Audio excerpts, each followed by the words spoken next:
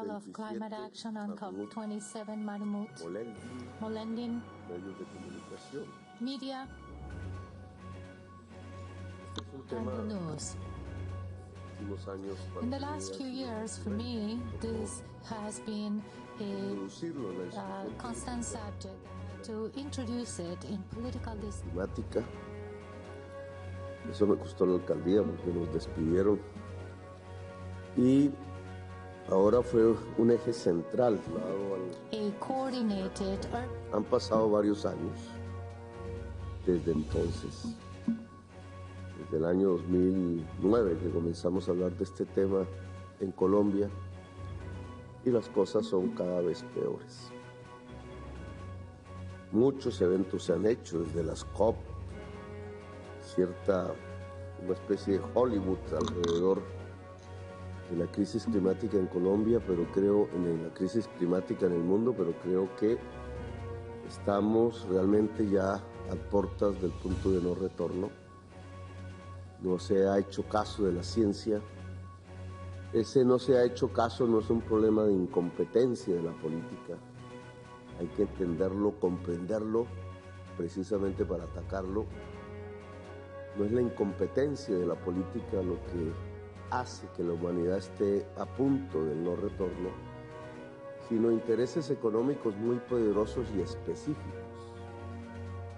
En cierta forma, el capitalismo, como tal, como lo conocemos, se inició en el mundo en su fase de industrialización a partir del uso de las energías fósiles. El vapor de agua famoso con que se inició la revolución industrial era producido con el uso de calderas que utilizaban carbón. El carbón y luego el petróleo se convirtieron en los grandes motores energéticos de una manera de producir específica de la humanidad y de consumir, de un relacionamiento específico entre los seres humanos para abordar la producción y el consumo, que es lo que llamamos el capitalismo. Yo creo que la falta de abordaje de esta faceta de este problema es lo que nos coloca en la situación de incomprensión de lo que está pasando en el mundo. Si la lógica del capital es producir cada vez más, para vender cada vez más, para que los dueños de ese sistema puedan ganar cada vez más, esa es la lógica de esa manera específica de producir, conlleva entonces una utilización de sus motores energéticos cada vez más. Y esos motores energéticos son carbón y petróleo. Pues tenemos hoy con mucha claridad que cierta estructura económica, ciertos procesos de la producción en la historia de la humanidad nos llevan a la crisis climática. Y la gran pregunta entonces es si esa lógica puede ser detenida. De cierta manera y de manera ingenua, si el capital debería dejar de ganar más. O, bajo otra lógica un poco más realista, si el capital, esa manera de producir cada vez más, consumir cada vez más y ganar cada vez más, puede cambiar su propio motor tecnológico de acumulación del carbón y del petróleo hacia lo que llamamos la energía limpia, y abandonar incluso los materiales del carbón y del petróleo como materias primas, como insumos del proceso de producción. Esa pregunta no tiene respuesta. ¿Puede el capital sobrepasar el límite que le ha impuesto en términos de vida la utilización intensiva del carbón y del petróleo? Si uno estudia la teoría económica clásica inicial, que estudiaba precisamente el capital, los clásicos de la economía, desde hace 2 siglos, que fueron olvidados por la teoría económica dominante en todo el mundo en las últimas décadas, lo que uno puede observar es que desde esa óptica solo se introduce una tecnología en los procesos productivos desde la lógica del capital si ésta es más productiva. Es decir, si genera más ganancias. Toda tecnología que no produzca esta ecuación matemática es desechada por el capital. Entonces la pregunta coherente es, ¿las tecnologías que se basan en energías limpias pueden ser más productivas que las tecnologías que se basan en energías sucias o fósiles, para que el capital las introduzca en la medida en que entonces ganará más? La respuesta no existe. Nadie puede afirmar hoy con certeza que hay una lógica que lleva a que las energías limpias descarbonizadas sean más productivas que las energías fósiles y la economía fósil. Y como esa respuesta no existe, entonces quedan puntos suspensivos. Si el capitalismo puede superar su fase de crisis climática, o si conlleva la destrucción misma de la humanidad, lo cual nos lleva a que estaríamos viviendo las antesalas, quizás de manera balbuciante, de enormes tensiones políticas mundiales y no precisamente pacíficas en la fase final de esto que llamamos la crisis climática, el desastre climático. Los discursos de la ONU,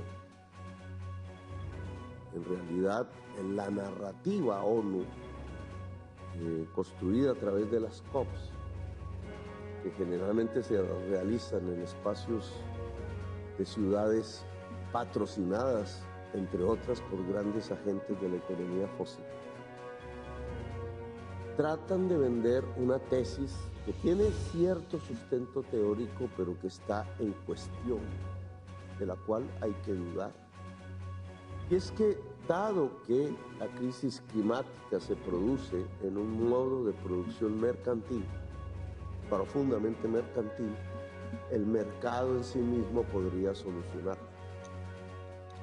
De cierta forma es una extensión de un paradigma teórico que ha dominado la humanidad toda, nuestros países, los hacedores de política, los gobernantes, los ministros de economía, etcétera, la academia económica, un paradigma que nace de un modelo inventado por un señor llamado León Walras, pensado de otra manera, ¿no? Él no tenía la intención de volverlo el modelo dominante del pensamiento económico mundial. León Walras simplemente trataba de responderle a la economía clásica, a la economía política, sus planteamientos sobre precisamente el capital y sus posibles límites. Y logró construir un mundo matemático, un modelo matemático en el cual el mercado, actuando muy libremente, podía llevar a una maximización del bienestar individual y social. Se llama la teoría del bienestar general. Cuando se pronuncia la palabra maximización siempre se usa matemáticas, cálculo, maximizar la derivada e igualarla a cero. Ahí se alcanza la maximización. Y él hizo esa aplicación de cálculo diferencial, de derivadas, etcétera, tratando de construir funciones continuas, convexas de la demanda, de la oferta, y por tanto de lograr un punto de maximización y concluir que efectivamente el mercado, actuando libremente, podía llevar a una maximización del bienestar individual y social. Dicho teorema fue la gran respuesta teórica a la economía política en su momento, principios del siglo XX, y finalmente se irradió por toda la humanidad como el gran paradigma del cual separarse era visto de manera pecaminosa si algún gobernante del mundo, o si algún economista, o si algún académico, o si algún ministro de Hacienda decía algo que no fuese de este tipo de contenido. Ustedes han vivido en sus países a lo largo y ancho de estas décadas la aplicación de esta tesis. Ha sido presentada por los medios de comunicación, tanto los expertos en economía como los no expertos, como si se tratara de una ley científica. El paradigma matemático, la complejidad de las matemáticas han sido usadas precisamente para sustentar la cientificidad de un planteamiento como este, que en realidad no es científico sino ideológico. Es una posición ideológica. Como decía el filósofo Alain Badiou, el uso intensivo de las matemáticas a veces no legitima la ciencia, sino que al contrario, en algunos casos, en las mal llamadas ciencias humanas, lo que hace es legitimar ideología. Pues hemos vivido bajo esta ideología, tanto en la teoría, tanto en la academia, tanto en las facultades de economía, como en el quehacer político cotidiano, como en la cultura misma de la sociedad. Lo que hace el descubrimiento de la crisis climática por parte de científicos que no son economistas, climatólogos, geólogos, el panel de expertos de las Naciones Unidas, es mostrarnos que ese paradigma económico se ha destruido. Todo lo contrario de lo que pregonaba. Actuando libremente en mercado se maximizará el bienestar social e individual. Lo que tenemos es que actuando libremente el mercado, si lo dejamos en este momento, nos extinguiremos como especie humana. Es un derrumbe paradigmático brutal en el terreno de la economía, en el terreno de la ideología, y nos coloca en un escenario bastante difícil, porque no sabemos a ciencia cierta qué hacer.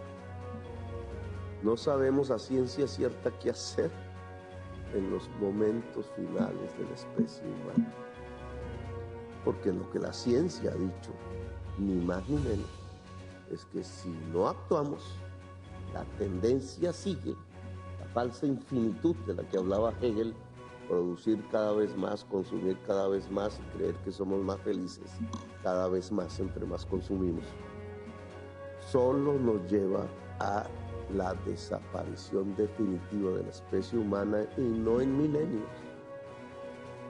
Stephen Hawking hablaba de 200 años, y creo que los científicos de hoy que lo sobreviven acortaría esos tiempos.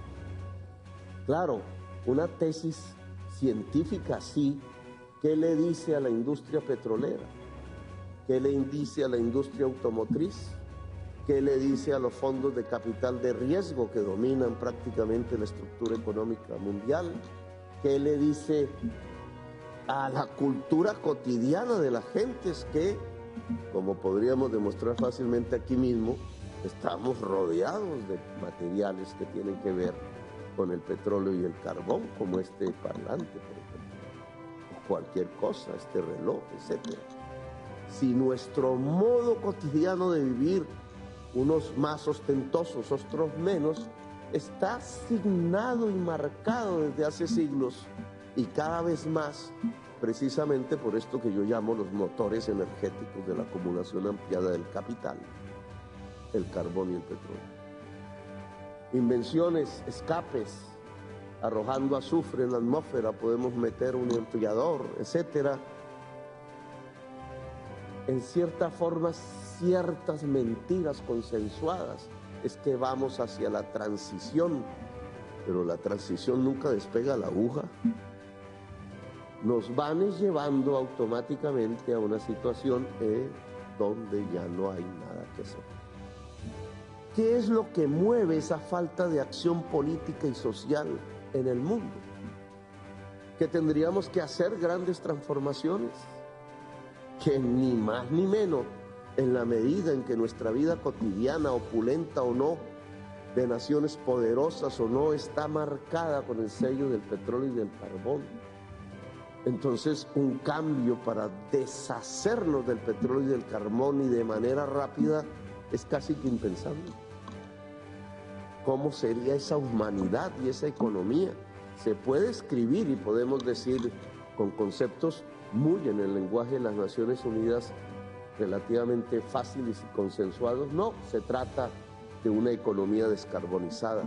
¿Qué es una economía descarbonizada fuera del lugar común de decir que no tiene carbón y petróleo? ¿Eso cómo es? ¿Cómo es su productividad? ¿Cómo son las relaciones sociales que establecen los seres humanos alrededor de esa nueva manera de producir y de consumir? ¿Es el mismo capitalismo? Bajo la inercia de mantener la ideología, más o menos a lo que se ha llegado en los últimos años es a pensar que el mercado simplemente se internaliza, y discúlpenme la palabra, una externalidad que apareció de pronto, la crisis climática. Si vuelve precios de mercado los costos de la crisis climática, a eso se le llama tasas carbón, podría él solo resolver el problema. Esa es la teoría de Nordhaus, Premio Nobel de Economía 1989, y es la base teórica con la que actúan Naciones Unidas y los principales gobiernos del mundo. Ni siquiera las tasas carbón hoy son usadas de manera generalizada. Ni siquiera ha sido aceptado el mecanismo de pensamiento neoliberal que se ha creado para intentar resolver argumentativamente el problema de la crisis climática. Ni siquiera. Pero es bastante difícil racionalmente comprender cómo lo que el mercado produjo, el mercado mismo puede resolver. En realidad es una huida, porque si lo pensáramos bien, resolver el desastre climático que implica cambios rotundos de tecnologías, maneras de consumir y de producir, en realidad habría que hacerlo desde otro espacio de acción humana que no es el mercado, al cual habría que regular. Y mire ya lo que significa esa frase nomás en el terreno de la política, sino desde la planificación, desde el poder público que ya no es nacional, porque ya no es suficiente, sino que tendría que ser multilateral a escala global, si quisiéramos en los tiempos que nos quedan realmente hacer las transformaciones que toca, que implicarían enormes volúmenes de inversión, de dineros y de finanzas para poder dar los saltos y construir los indicadores de una verdadera economía descarbonizada. ¿Eso estamos haciendo? La respuesta es no. La respuesta es que el lobby petrolero y carbonero y sus industrias concomitantes, que es la economía fósil, que es el 90% de nuestra economía mundial, es suficientemente poderoso para causar una enorme irracionalidad política. Y es que a sabiendas, como la ciencia lo dice, que estaríamos al borde de una crisis civilizatoria, no hacemos nada. Ralentizamos el proceso, nos inventamos ideologías, como en la famosa película de No mires arriba, y simplemente hacemos como el avestruz. No enfocamos el problema como tal. Y vamos de COP en COP, de COP en COP, hasta que el tiempo se agotó. Las tensiones políticas son indudables, hoy se están viendo. Claro que hay pueblos que van sufriendo cada vez más el desastre climático, porque no es de mentiras. Intensivamente cada día se producen más y más hechos, unos muy visibles: perder el agua, perder los nutrientes, perder los equilibrios nutricionales en varios sectores de la geografía mundial, provocar éxodos entonces, porque la gente no se van a dejar morir de hambre, ir hacia donde se cree está la comida, está el agua, hacia el norte. Y entonces viene un problema de tensión política aguda e intensa. Cómo defenderse del extraño, del extranjero, de la inmigración. La derigización de las democracias es el efecto inmediato, no la solución del problema. Los muros, las ametralladoras, las legislaciones anti-inmigración, las cárceles, los campos de concentración, la devolución de población, las creencias otra vez en las razas puras y superiores, las ideologías de lo que fue algún día 1933, pero expandido a todo el globo. Tensiones políticas que no solo se migran en los éxodos y en eso que se llama el capitalismo de fortaleza en los países más desarrollados, sino la guerra. La guerra que hoy hay en Ucrania y Rusia, con todos sus antecedentes históricos y culturales, que allí pueden existir, su propia complejidad histórica, de todas maneras tiene un resorte en la crisis climática. Y es que Europa Occidental fue incapaz en los tiempos que tenía de liberarse e independizarse del gas. Y el gas es un combustible fósil, así la resolución de la Unión Europea diga que ahora es un combustible líquido. Eso no deja que sea un emisor de gases efectivos. Incapacidad de Alemania en primer lugar, incapacidad de Europa Occidental. Los tiempos no fueron suficientes para liberarse del gas y ahora estamos en una guerra como hace a principios del siglo estábamos otras ligadas con el petróleo. Ese tipo de tensiones irá en aumento, en crecimiento, hasta tanto la humanidad no logre encontrar los instrumentos y las respuestas que nos permiten de manera acelerada pasar a una economía descarbonizada. Es un reto enorme de la humanidad, no solo de la política. Es un momento indudablemente de la política con P mayúscula, si pudiera liberarse de los espacios que son propios del interés particular, económico y poderoso. Es un momento de la innovación, como todo momento de profunda crisis de una especie provoca en la humanidad. Es un momento en donde toca inventar y es un momento en donde la aventura es cada vez más libre, solo que aún no hemos podido construir los instrumentos suficientes para superarlo. Hay quien dice que ese discurso de la ciencia es apocalíptico. Algunas teorías de Cambridge, aún no ratificadas científicamente, dicen que el virus que acabamos de vivir, el coronavirus, tiene su raíz en la crisis climática. Que el cambio de rutas de los murciélagos buscando frutos que cambiaron de piso térmico precisamente por el cambio climático llevó a conectar ciertas especies y ciertos virus precisamente con la humanidad. Y allí apareció el que acaba de detener el capitalismo durante un año entero y el que nos puso a vivir de una manera cotidiana completamente diferente a lo que era nuestra costumbre. Si eso hizo un virus, que puedan nacer 10 y 20 y 100 más poderosos que se pueden desatar de manera invisible por la crisis climática. El virus COVID-19 es como una demostración en laboratorio para cada uno de nosotros y en cada país de lo que se avecina de manera peor. Si no somos capaces de cambiar un sistema económico mundial en el corto plazo. Es una tarea de la política. Como nunca antes, la política hoy tiene un papel que cumplir. No es una tarea propiamente de la economía, es una tarea de sujetos políticos, es decir, de gentes que piensen en colectivo, indudablemente, que debatan, de gentes que estén ligadas al interés público de la humanidad y que puedan operar de tal manera con eficacia que se puedan producir los grandes cambios políticos, sociales e ideológicos e incluso científicos que hoy se demandan para que la humanidad pueda existir. Dejo ahí, ese es un poco mi balance sobre estas circunstancias de estos últimos años donde se ha luchado, pero hemos sido absolutamente ineficaces en detener el desastre climático. Gracias, muy amables.